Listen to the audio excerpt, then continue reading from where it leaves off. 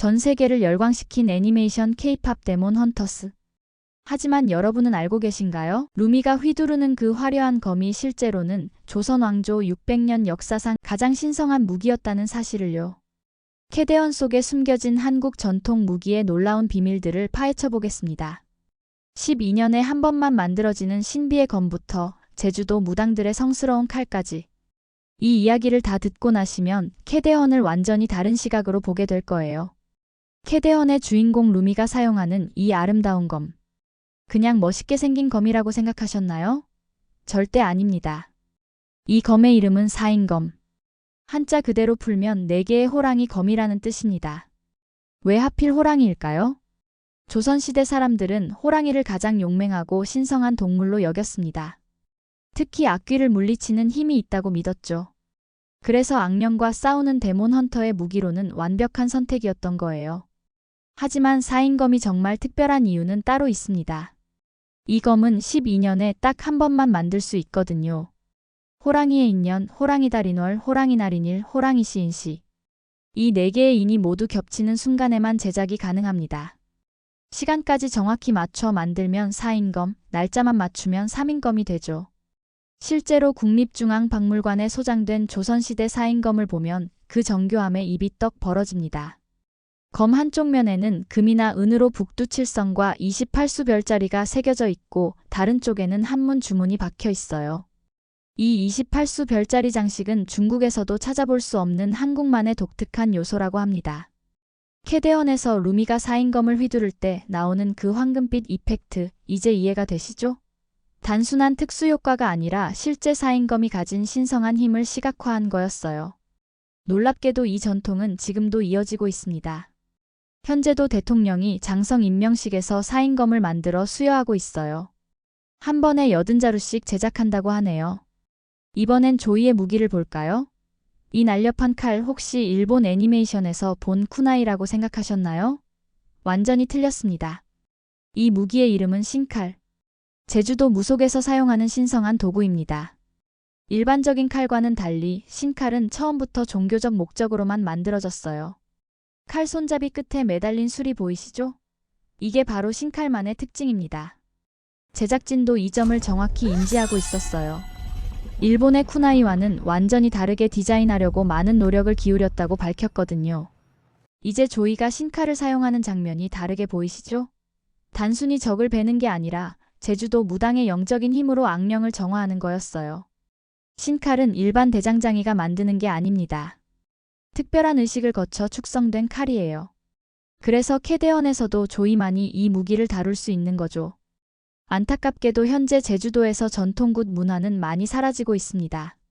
하지만 캐대언을 통해 전 세계에 이런 소중한 문화가 알려지고 있어요. 미라의 무기는 더욱 흥미롭습니다. 월도와 곡도를 결합한 형태거든요. 월도, 한자로는 언월도라고 쓰는데 달을 베는 칼이라는 뜻이에요. 긴 자루 끝에 날이 달린 형태로 중국에서는 관우가 사용한 무기로 유명하죠. 곡도는 끝이 굽어진 칼인데 한국에서는 주로 의식용으로 사용되었어요.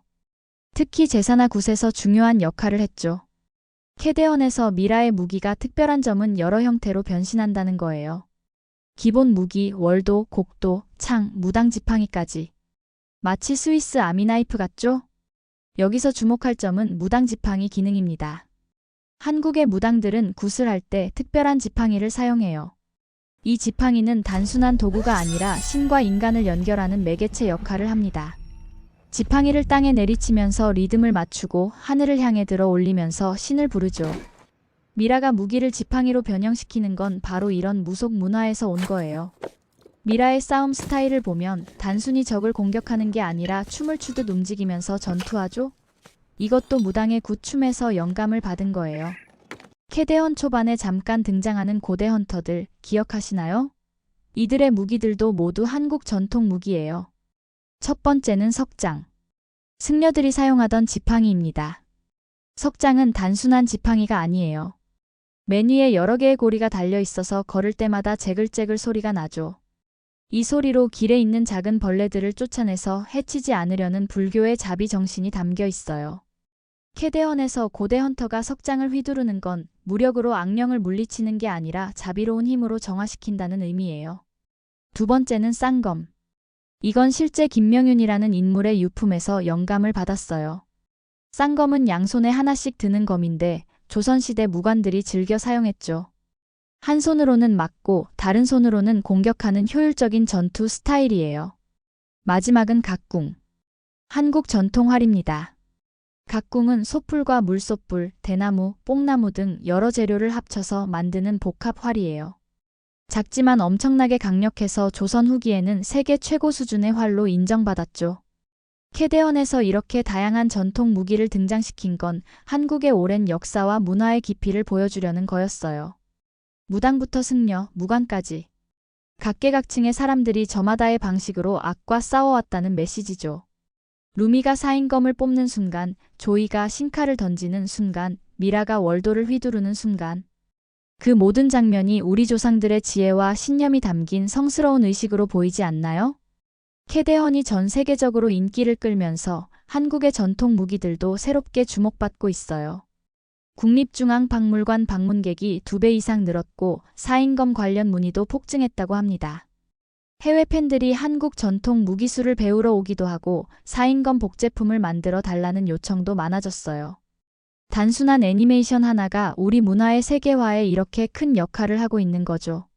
하지만 가장 중요한 건 우리 스스로가 이런 소중한 문화를 지키고 발전시켜 나가는 것입니다. 캐데헌은 시작일 뿐이에요. 오늘 영상이 재미있으셨다면 구독과 좋아요 꼭 눌러주세요. 다음에는 캐데헌 속 한복과 전통 의상의 비밀에 대해 알아보겠습니다. 여러분도 혹시 캐데헌에서 발견한 또 다른 한국 문화가 있다면 댓글로 알려주세요.